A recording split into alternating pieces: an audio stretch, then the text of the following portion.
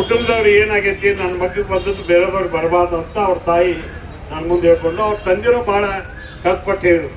ನನಗದು ಕೊಡ್ಕೊಂಡು ನನಗೂ ಅದು ನೋಡೋಕ್ಕೂ ಆಗಲಿಲ್ಲ. ಅದು ಆದ ನಂತರ ನಾನು ಬಂದು ಭಾಳ ಚರ್ಚೆ ಮಾಡಿ ಅಧಿಕಾರಿಗಳಿಗೆ ಸೂಚನೆ ಕೊಟ್ಟೆ. ಪರಿಹಾರ ಕೊಡೋಕ್ಕೆ ಏನೇನು ಸಾಧ್ಯ ಇತ್ತು ನೋಡ್ರಿ, ಹೆಚ್ಚಿನ ಪರಿಹಾರಕ್ಕೆ ಮುಖ್ಯಮಂತ್ರಿಗಳಿಗೆ ಗಮನಕ್ಕೆ ತಂದು ಅದು ಕೊಡ್ಸೋಕೆ ಪ್ರಯತ್ನ ಮಾಡೋಣ ಅಂತ ಹೇಳಿದೆ. ಅಕಸ್ಮಾತ್ ಸರ್ಕಾರದಾಗ ಇದ್ದ ಕೊಡೋಕ್ಕೆ ಟೆಕ್ನಿಕಲ್ ತೊಂದರೆ ಇದ್ರೆ ನಾನು ವೈಯಕ್ತಿಕ ಸಹಾಯ ಮಾಡ್ತೇನೆ ಅಂತ ಕೂಡ ಹೇಳಿ ಬಂದೆ. ಇಷ್ಟು ನಾನು ಒಬ್ಬ ಶಾಸಕನಾಗಿ ನನ್ನ ಕರ್ತವ್ಯನ ನಾ ಮಾಡಿದೆ. ಈಗ ನೀವು ಅದ್ರ ಬಂದ್ ಮಾಡಿಸ್ಬೇಕು ಅನ್ನೋಂಥ ಭಾವನೆಯಿಂದ ನೀವು ಒಂದು ಮನವಿಯನ್ನು ಕೊಡ್ಲಿಕ್ಕೆ ಬಂದೀವಿ. ನಾನು ಆ ಊರಿನವ್ರಿಗೆ ಕೇಳಿದೆ, ಎಲ್ಲರ ಕೇಳಿದೆ, ಸೇಮ್ ಭಾವನೆಯನ್ನು ಅವರು ವ್ಯಕ್ತಪಡಿಸಿದ್ರು.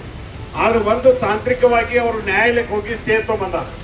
ನಾವು ಹೇಳಿದ್ರು ಈಗ ನ್ಯಾಯಾಲಯದಾಗ ಗುದ್ದಾಡ್ಬೇಕು ಹೊತ್ತಾಗಿ ನ್ಯಾಯಾಲಯ ಆದೇಶ ವಿರುದ್ಧ ನಾವು ಯಾರು ಮಾತಾಡ್ಲಿಕ್ಕೆ ಬರಲ್ಲ, ಇನ್ಕ್ಲೂಡಿಂಗ್ ನಾನು ಕೂಡ ಒಬ್ಬ ಸರ್ಕಾರಕ್ಕೆ ನಾ ಏನು ಹೇಳಕ್ ಹೋದ್ರೆ ಅದು ತಪ್ಪು ಕಲ್ಪನೆ ಆಗುತ್ತೆ.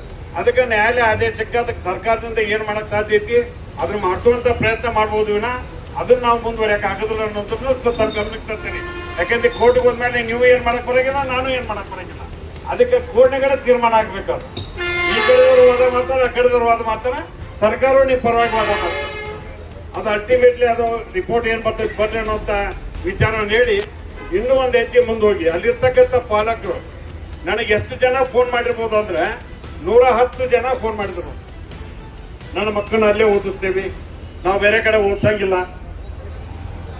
ಈಗ ಪಾಲಕರ ಇಂಟ್ರೆಸ್ಟ್ ಅದು ಬ್ಯಾಡತ್ ನಾ ಹೇಳಕ್ ಹೋದ್ರೆ ನಾ ಎಮ್.ಎಲ್.ಎ ಅವ್ರು ಬ್ಯಾಡದ ನೋಡತ್ತಾರೆ. ಚಾಲು ಮಾಡಂತ ಇದ್ರೆ ಆ ಮಗನ ಪರಿಸ್ಥಿತಿ ನೋಡ್ಬೇಕು.